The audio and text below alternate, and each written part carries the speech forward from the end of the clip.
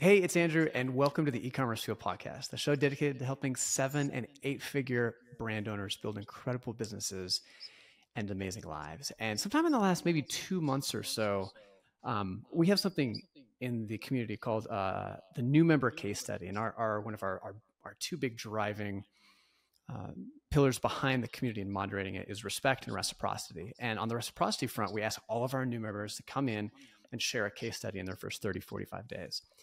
And a new member by the name of Nasrin Jafri dropped this incredible case study on live events. She is the owner of Mixed, which is a clothing line making just really very bold, vibrant designs and patterns. And she wrote up just an unbelievable case study on how she is doing live in-person events in their studio and their offices in Brooklyn to activate customers, get to know them better. And I'm an events person, kind of geek out on that realm. We've been doing it for a long time. And just the level of detail and attention and love she was pouring into these was palpable, like just even through the screen. It was very cool. So yeah, excited to have her on today to talk through all of this stuff, in-person events and a bunch of other things. So welcome. Thanks for being here. Thank you so much for having me, Andrew. Yeah, I want to start with, you moved to New York at 18 years old, like just it was pretty impressive, pretty crazy story. How did you get to New York and start this whole thing? Oh, wow. Yeah, so I moved to New York when I was 18. I'd never been to New York. New York actually was never really on my radar. I didn't even know about NYU until like my senior year of high school. And I looked at it online, and for whatever reason, it really spoke to me in the way that the UC system did not. So I was based in LA. I studied education and politics. I thought that I was going to start a school, and I really developed an identity around just education. And after I graduated, I worked in several schools for a bit and, learned that, realized for a couple different reasons, bureaucracy, I had some major life changes, um, led me away from that path. That then led me to design. And the next day I kind of downloaded Adobe Suite. I started playing around in Illustrator. And that's kind of what led me to this freelance design, I don't know, like stint post leaving my job as a teacher. I was a seventh grade history and English teacher. I did that for several months. I continued to teach myself design and writing, and that really led to somehow me designing prints. And I thought that I would essentially become a designer in-house at a company somewhere, but because of COVID and the lockdown, all the interviews I was having at the time stopped. And I was kind of left, I had to come back to New York. I just found myself in my bedroom and, no job, but I had some design skills. I'd started designing these prints that were doing well on Instagram. And so I was like, where can I take this? And that ended up, I ended up turning my prints into producing them onto fabrics, which then I turned into masks, sold masks during the pandemic, and the evolution of those prints on fabric to masks turned into clothing. And I launched Mixed in 2021. So the story is very roundabout. The whole story is really about putting one foot in front of the other, seeing where curiosity takes you, seeing where, um, you know, where there are meaningful signs of life and where there are just kind of keep going. But a lot of it was just walking in the dark to get here. So I've lived in New York for a decade now, which is wild. And yeah, definitely did not think I would be here. Your time as a teacher, like I feel like if there's one thing in the country I'd love to overhaul, well, there'd be a lot of things, but education would be one of them in terms of like just more funding in a lot of different facets. I haven't been in the trenches like you have. If you're president of the United States or just have a magic wand, like what would you said you want to start a school, like maybe that's perfect time here. Like what would you do differently? If you want to start a school, you want to, I'm guessing, do something with your own spin to it. So what would that like? Why did you want to start a school and how is it going to be different? Gosh, I mean, I don't feel like I have any authority to be able to speak on this because I wasn't a teacher for long enough to. But what I will say is, like, I mean, education, there's just so many different facets that impact it, whether it's the family someone's raised in, the city somebody Mm-hmm. lives in, their healthcare. So there's like this whole concept of collective impact around education. So it's hard. Like schools don't live in a vacuum. And so if I wanted to change something about education, I think that's more so a question of like, what do we want to change about like our society and our culture? And it's such a big question. But what I wanted to do initially, when I wanted to start a school is basic curriculum instead of teaching on certain like English, science, history, math, maybe teaching towards different forms of intelligence. But I think I look back on it, it feels very naive. It feels very pie in the sky because there's so many of these nuts and bolts issues that get in, like you have to solve before figuring out, I don't know, what to teach kids. Gosh, it's a lot. I feel nervous to even talk about it because I don't feel like I have the authority to. Yeah. Last question, then we'll get on to the Cool. rest of the in-person event stuff. But what, like in your short experience teaching, what was the biggest, if you could remove one obstacle from students in terms of their learning and ability to progress, what would it be? Like, was it just family issues that you saw bleeding over into the classroom? Was it like not having enough one-on-one? Like, what was the one thing that was holding students back? I think it was like being able to develop a trusting relationship with their teacher, a trusting and communicative relationship with their teacher. I think when you're in a classroom space where you trust your teacher, you're inspired by your teacher, kids can, the hour that they're in class, kind of let go of maybe what's at home and Mm-hmm. what's going on in the rest of their life if they are really connected to that room and that space. So I think it's really about developing the relationship between student and teacher. When it's there, the same kid or the same classroom looks completely different than it does in the next room. So that's what I found allowed me to work with students, being able to level with them and be able to talk to them um, with respect. I found that really broke through a lot of behavior issues that got into the way of learning. And yeah. So we'll pivot here a little bit to talking about in-person events. Yeah. Why do in-person? So I kind of touched on this a little bit when we were talking earlier before we hit record. In-person is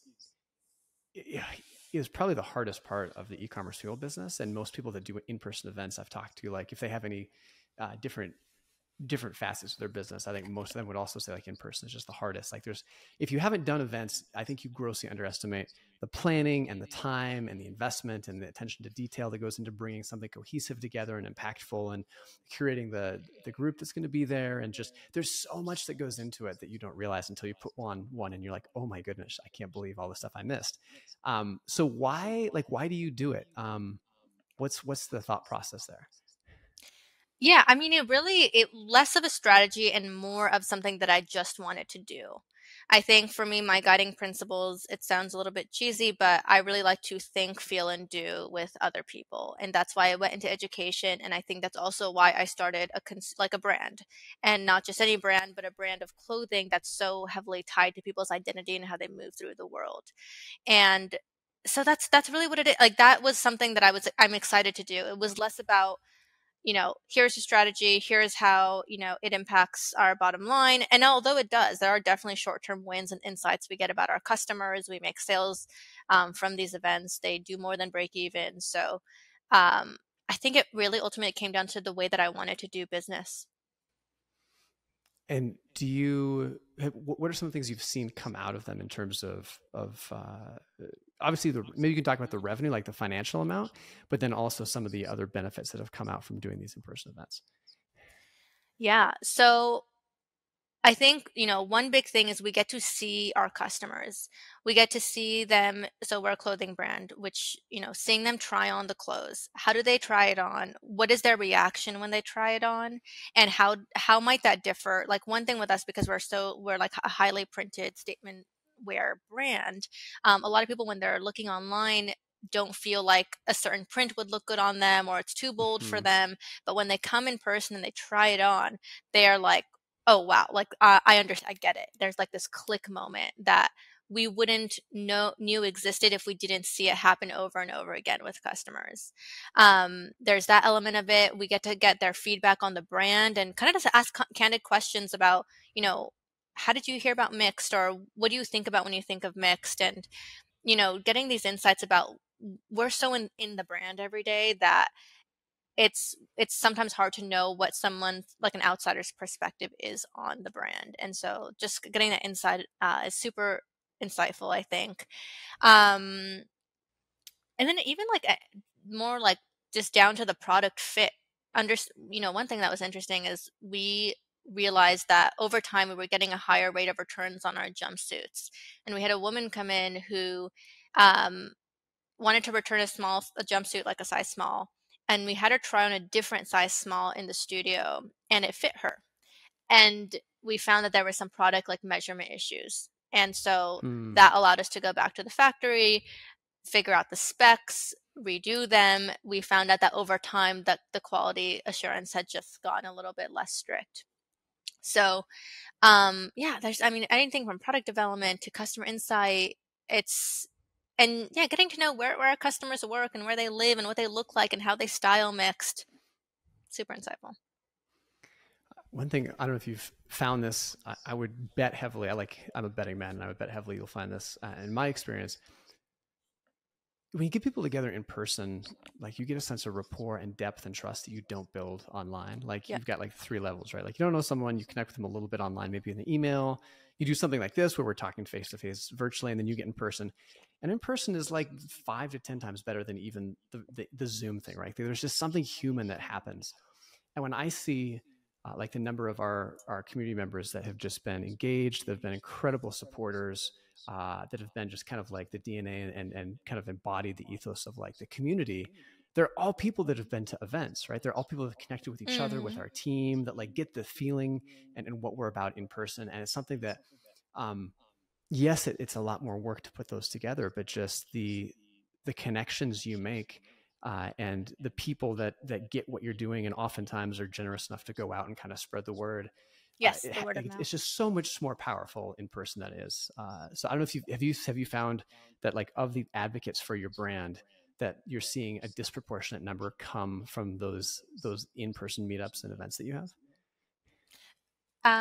Sorry, can you ask that question again? Not quite Oh, understand. I'm just wondering the people that you see are becoming like advocates for your brand that either tag you a lot or send you a lot of business or just like Got it. love your stuff and order a lot. Are those the people that are showing up to your events? Yeah, definitely. I think people who are local definitely showing up to the events, and also we have people at least, you know, several times a week. Today we had 2 people come in from out of town. You know, oh, I'm visiting New York on a trip. I would love to come and try on some clothes at your studio. So it's wild to see that it's almost becoming, for some, a small group of people, a destination when they visit New York City. And there's these, just again, like small signs of life that this in-person strategy in the studio, also, you know, it's really cool is that the studio is where we work, you know, and so it's not just like, it's not a retail space, it's not just a showroom, but you get to see where we pack our orders, and you get to see us working at our tables. And, you know, today we had someone shopping while we were listening to music for the runway show. So there's just really, I think, transparency that, and just intrigue that people like to be a part of. They like to see what's kind of going on behind the scenes, and it gives you credibility in a time where a lot of people are worried about scams online and purchasing from companies that are faceless. And yeah, I think that that has, um, it's just given us a little bit a human touch to the brand, and I think people like to support other humans. I don't know.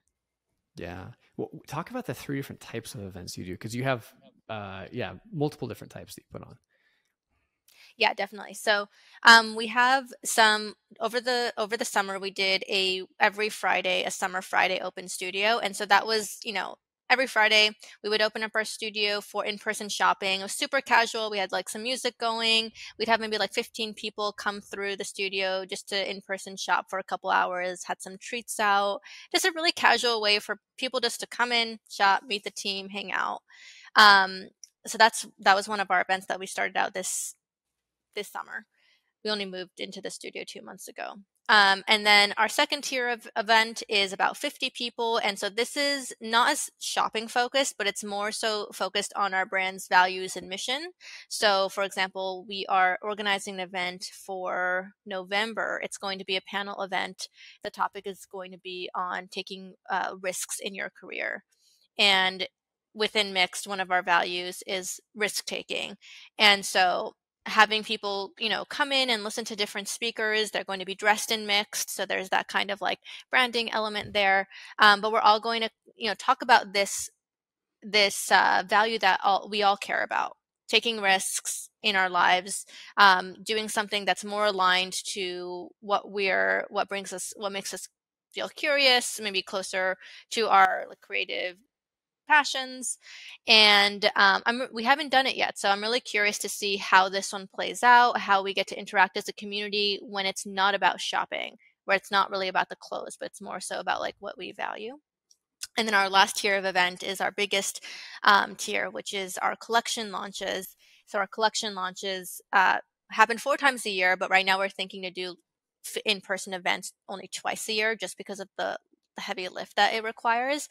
But it's where we unveil our new collection, complete with a runway show with the new products and original music. That's followed by in-person shopping, drinks, and bites. And that is about like 1 to 200 guests. So we had, I think, our last S23, our first launch was our summer collection. Our next one is happening on October 21st for our fall collection. But our summer collection, we had 100 attendees come through the studio. We had a line that was outside of, people lined up like right away so they could get like a front row seat at the runway show. It was wild, everyone who came up to me at that event after the show was just like, this is incredible. The energy is so great. Like just everyone was saying the same. It was incredible. It was wild. And it had happened at a time where we had just moved in, or not even moved into the studio yet. So everything was like converging at once, and it was head spinning, but it was great. That feel like a few things in my career have been as much work as putting on live events. But on the flip side, few things feel as good as when an event is over and you kind of have that tension and some of the worry. And on the backside, like there's been this collective, very cool experience, hopefully, that comes out of it. Like basking in that after an event is also it's a pretty unbeatable feeling. Yeah, definitely. Yeah. How do you get people to come when you have an event and you build a reputation? Event number 2, 3, 4, 5 just gets easier over time, assuming you keep up the high standards and the event meets expectations. That first event or two can be tough because you're putting yourself out there. People don't know what to expect. Maybe they have some familiarity with your brand, but it's a lot of work to show up in person for something like this. So how did you convince people to come? Like, how did you get people to actually show up? Because that's always a challenge. Yeah, I don't think in terms of when it came time to market the event, I don't know that we did anything super special. I think a lot of that hard work was done building the brand in the years leading up to the event. And what I will say is I think so this brand has a lot of depth to it. I think the quality of our relationship to our customer is deep. And I think a lot of that is attributed to our newsletter. There's a lot of writing that goes into this brand. It's very it's because I started this, by myself during COVID, face mat. Like it was almost like a blog that I wrote weekly every Sunday. And it's every Sunday. I still do it. I don't always make it every Sunday, but it's a really candid kind of piece of writing that has no sales link to it. There's no buy now. There's nothing. And there are different topics that have to do with, building the business or, navigating different parts of my identity or, even a breakup. Like it's just very candid, but it all kind of comes back to this idea of living in full. What does it mean to live in full color? Which is what we say here at Mixed. And like so many people who have come to the studio have pulled me aside to say, Nasrin, I read this newsletter. I remember this time where you wrote this thing that said this, or I printed it out, I put it on my wall, or I shared it with a friend. And I really think that a lot of it was there at some point over the last some years, I'd written something that resonated with someone on a deeper level, that stuck with them. And I think that provided the credibility to then when it came time for us to, host an event, there was already some trust built there that people were like Hmm. excited to then meet in person. Because that's my take on it. I mean, we didn't when it came time to actually market the event, there it wasn't, we had a Eventbrite link and we put it in our newsletter, we put it in our socials, we didn't run any paid ads against it. So I think that the quality of that community was just really strong, and we'd built that up over some years.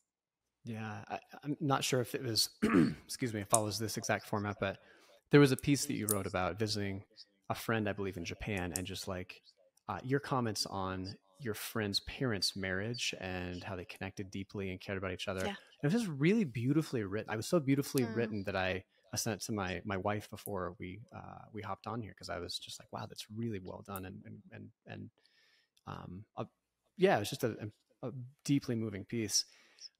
Is that hard to write? Like, is hard is not the right word. Is that scary to write like that? I've been putting out content into the world for probably 10 years plus now. And I feel like I'm just starting to maybe get a little more comfortable with being just whoever I am out there, right? Like it's taken me a long, long time to even approach comfort, and I don't even think I'm quite there yet. How scary is it to do that for you, or is it come pretty naturally? Yeah. First of all, thank you for reading that. That's really cool. That was with my partner, my current partner, and we're actually going to see his family for the first time in Australia on Sunday. So Oh, cool. I'm very curious to see how that will feel. He has 7 siblings, different than mine. Anyways, you read it, so you kind of understand. Um, it I will say comes naturally to me, but I do when I write these pieces, I really try to not think about who's on the newsletter. For me, I just think about it as a void. I write something and I push it and it's gone from my mind. Reading back my writing, it feels a little like it just, no matter what it is, almost all the time, I'm like, oh, I hate myself. I sound like, whatever. But I think the point is that it resonates with someone. And I think these themes are universal. It's just the story that's the details that are different. There have been so many people who respond to these newsletters who, I'm at a laundromat and I'm reading this newsletter just made me cry, or I'm reading this newsletter and I just want to let you know that I just recently divorced my partner and I'm moving across the country and I'm starting over. Like it's just it's deeper than clothes, right? I always say like clothes are the vehicle through which we are, um, you know, uh, what's the word I'm looking for? Clothes are the vehicle through which we are, You're building uh, connection. yeah, building connection. And also I want to say that, and also not make the product feel like it is second, like backseat, because it's also not. There's like this art and design process to it too. It's both and, which we also say a lot here at Mixed.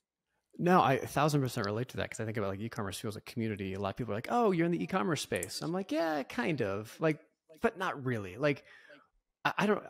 Almost everyone I talk to knows e-commerce per se better than I do. But what we like really, it's just an excuse for us to get people together, share what's working, and in the long term build like deep relationships and connections and friendships and amazing lives. And like, yes, we want people to build a business too. And if we didn't have e-commerce, there wouldn't be a common thread that tied us together. And yes, if we didn't have the information about building a better business, like that also would be problematic. But ultimately, at the end of the day, like it's about that's just the vehicle that we use, the excuse we use to do all these other things. So Mm-hmm, mm-hmm.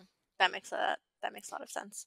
yeah, I remember when we were talking earlier, you said you were especially excited about this fall collection you have being that's being released. So talk a little bit about that. Like, why are you so pumped about it? Yeah, I'm really excited because one, we're coming out with suits, which is a silhouette that I wanted to start out with initially when I had launched the brand, but it's a more tricky product to develop. Now, 6 collections in, feel more confident to do suits. And not only are they suits, they're going to be printed suits. We have also a denim suit in the line. So I'm super, super excited about just the silhouette. And then also the concept behind the collection. We're kind of running with this idea of the alter ego edit and thinking about these clothes, when you don them, you kind of step into your alter ego and you become the person who can accomplish the big things that you envision.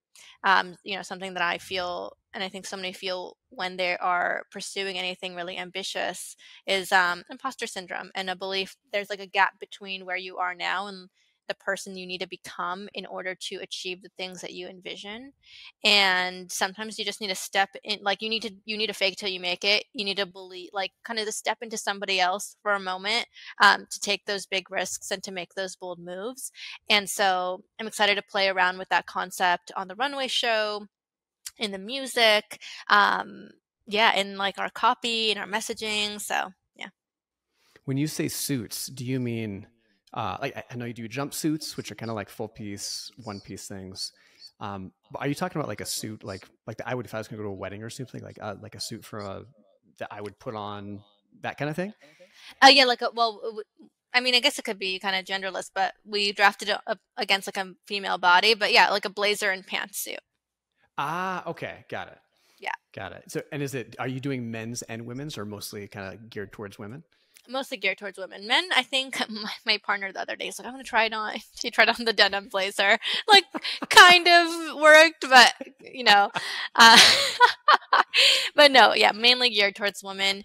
I'm super excited for my first ECF event in March. Is it March Yeah, or March. February? Yeah. March, so I'm probably going to bring one of the suits. I think, wear that for one of the days. But yeah, no, I'm really excited. Well, the reason I asked that is because when you said suits originally, I was thinking, because your colors, again, I mentioned this at the very top, but if you haven't seen them, they're very vibrant, they're bold, they've got lots of um, they just, Hawaiian or like tropical isn't the right term because they're different. They're more nuanced than that, but they're very bold and colorful and alive, and very noticeable in a really cool way. And I was just thinking, if you had a suit like that, it could be very cool. And also if you had a denim suit that had that kind of same DNA, I was just envisioning how different and interesting and cool that would be to have it as like a suit that you could put on, especially for having fun. So Yeah, it's definitely going to be noticeable in a crowd. It's definitely going to feel a little bit risky, very bold to wear it. But that's kind of, that's the challenge that we want to bring to our wearers, is to step into this and really own it. But you will stand out and people will notice you and people will also compliment you. I think that's like the main feedback we get. It's like someone left a review the other day that was like, I got so many comments, I had to tell people to stop complimenting me, which I thought was really funny. And it was on a denim jumpsuit, so it wasn't even a printed piece, which I think was super, super cool. But I will say something I didn't realize kind of walking into all of this is how the visual impact of the product really helps from an e-commerce perspective because it's so noticeable. So like, when you see it online, it stops you. If it is for you, it stops you. And in person, we've had so many mixed in the wild sightings. The other weekend I saw 3 people in Manhattan wearing it, and just seeing the prints, when you see it, you immediately notice it. You know it's mixed if you know the brand, if you're familiar with it, which is like one of the things I wanted to achieve in kind of our 10-year timeline, and it's now starting already. So yeah, pretty cool. when you see those people in the wild, do you run up to them and just compliment them gratuitously on how amazing their outfit looks and then walk away before they can ask who you are? I would be tempted to do that. Well, you typically recognize me, so it's Okay. hard to like run in and run up. But no, definitely I like, talk to them and ask them a couple questions. I did this funny thing, like the first time I saw somebody wearing mixed I was at the gym. I like dropped everything and I ran outside and went to go talk to her. And I had this like fun idea where I was like, oh, you know what? I shared it with on social media. I was like, let's do this fun idea. Anytime I see Mixed in the Wild, that piece will go on sale for 24 hours. Just like a fun thing. That's super cool. I love that. Yeah. And it's immediate. It was fun. You got to see a photo of me and the person in real life. So you got to see what it looked like, on a real life person, on a model. But then that weekend I ended up seeing 3 people. So it was like 3 different flash sales back to back. So I was had to eat my words. Is that the right word? When you were doing the events, you have a theme, at least for the spring one you did this year. You had kind of a tropical fruit theme. You had like tropical fruit on the runway. Your snacks were all kind of themed on topic. And even little things like you produce your own music, which I think like Yes. why produce your own music? Like to me, that was the one that stood out the most, just being like that. It's already so much work going into it. For you, what makes that additional work worth it for such a small detail? I will. So the other details, like the runway and the food, that was actually my team. They're way more detail oriented than I am. If it was up to me, it would be probably way more simple and bare bones. Cause like I have this thing, like I'm like super frugal and very budget friendly. And I'm like, oh, it's fine. Like people won't, care. Like they'll be happy if it's just, right. Maybe this is surprising. So they're more like getting all the details and the fine tuning, which is such an important balance to my personality, I think. But when it comes to like the music element, I think for me, everything I have done has really been in-house. The writing, the content, the music. I and again, maybe I'm naive, maybe this is because I'm still early, but my default is really I like to own what I do. I don't want, even the prints, like I'm not outsourcing the prints. I want it to have I wanted to have like a like unique touch and taste to it. I think yeah, I don't know. And with the music was such a I don't did you listen to it? Oh, actually No, I no. haven't listened to it. We are I think we're just going to post it. It's so late, but better late than never. I'll share it with you when it does go live on streaming services.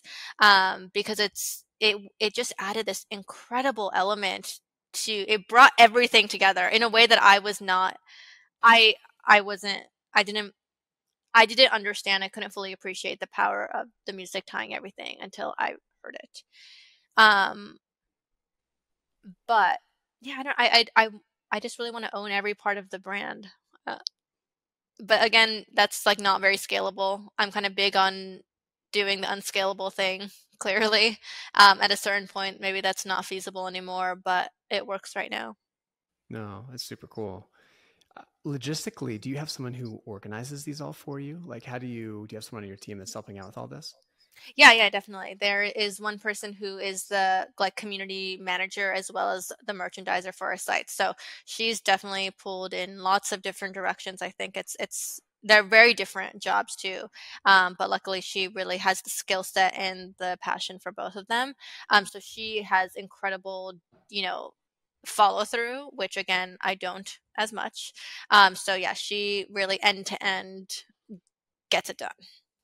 Well, this has been fantastic. Thank you for giving like all the details, the thoughts behind the brand, the story. You built something really beautiful, and excited to have you at ECF Live and see it in New York later next month.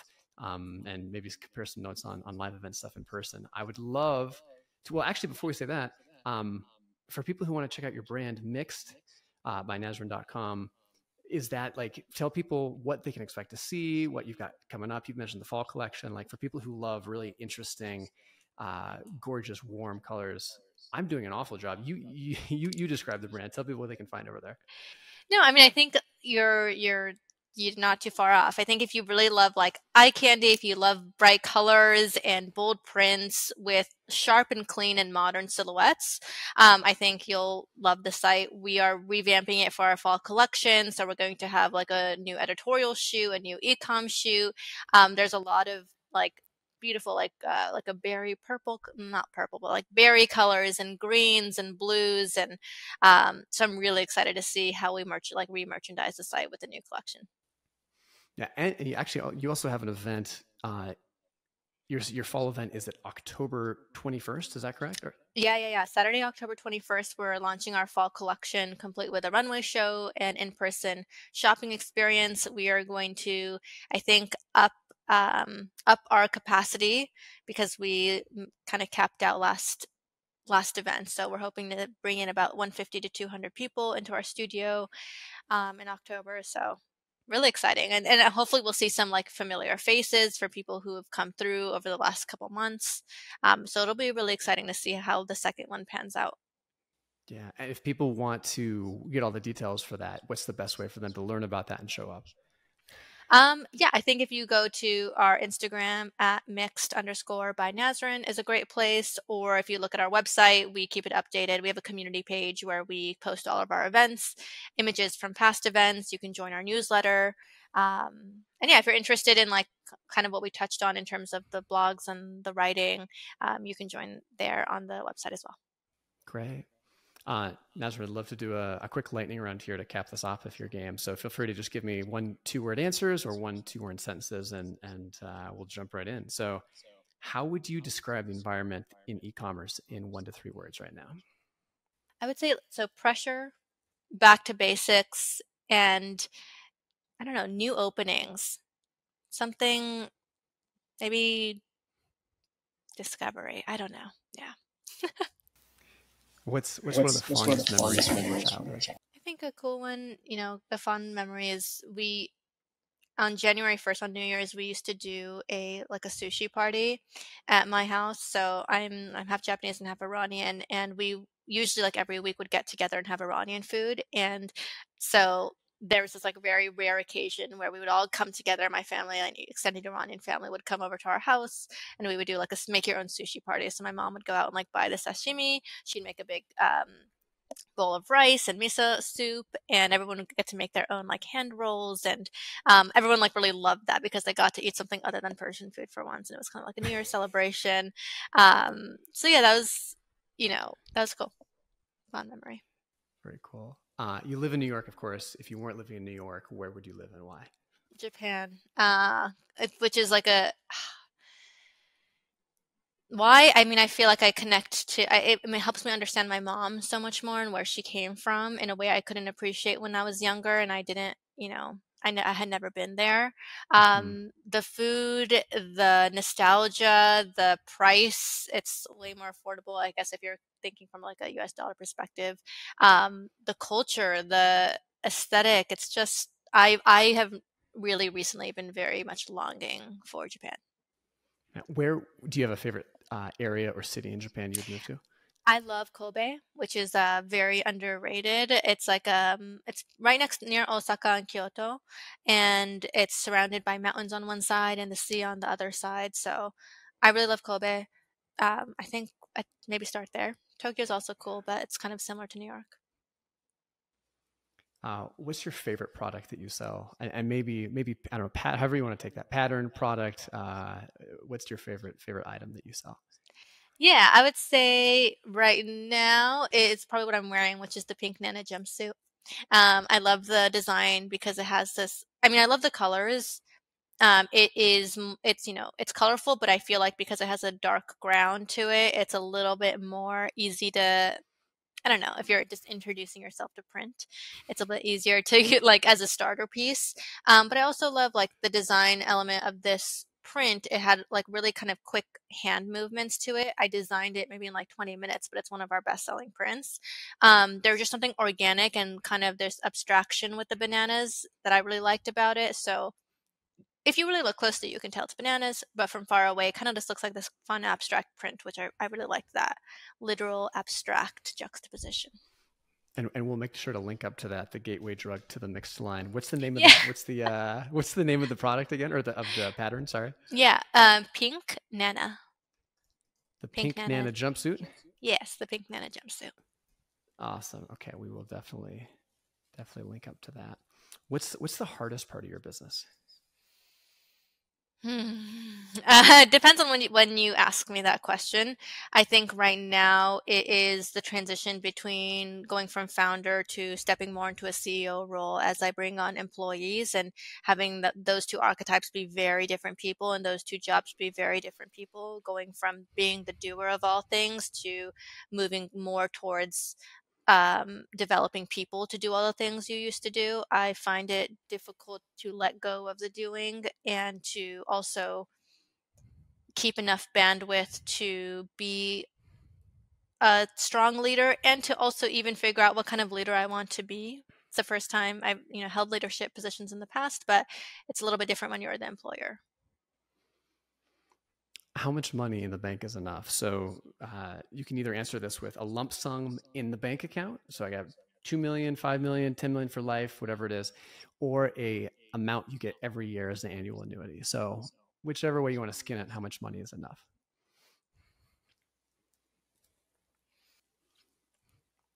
How many hours a week do you work? Let's see. 70 to 80. And what's your number one hobby? And you can't say work. I mean, oh gosh, sounds so boring. I really like going on walks. I don't know, the gym, drinking tea, but that's more than one. No, those are good. If you had to pick one of those as your favorite. I would say more specifically, actually, like being in nature, escaping into nature. Yeah. And then final question. Who's one of the more interesting people you've met since you joined E-commerce Fuel? So maybe you haven't met them in person. Maybe you've just got a private message from them. Maybe they're just someone you've noticed in the forums that you appreciate their contributions. Anyone stick out to you that has been someone who's kind of got on your radar since you've joined the community?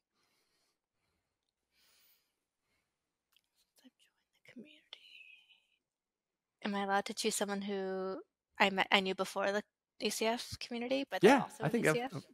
of course. Yeah. I would say Andrew Ferris, someone who I listened to on podcasts when I had initially just started building my business, literally just going from zero. I'd listened to his podcast religiously. He was my like number one Spotify played list, kind of that he was my number one podcast guy. And now he's going to come on as our media buyer. So we've had a really wild like journey, but I think he embodies a lot of one. It's been really cool to see his journey over the last couple of years, but I think he embodies a lot of similar values that I do, and so I'm excited to work with him and get to know him even better. Yeah, Andrew's a great guy. Fantastic dude. Nasrin, thank you so much for coming on. This is fantastic. Really hope to make it to one of your events in the future and see the magic kind of in person. That'd be a lot of fun. And if you're listening again, MixedByNasrin.com. Make sure to go check out their beautiful line of clothing. Maybe pick up one of those pink Nana jumpsuits that we were talking about for the gateway into the brand. And yeah, appreciate you being in the community. You've been fantastic, and it's so good to have you here. So thank you for being in the forums, and thank you for coming on. Thanks so much for having me, Andrew.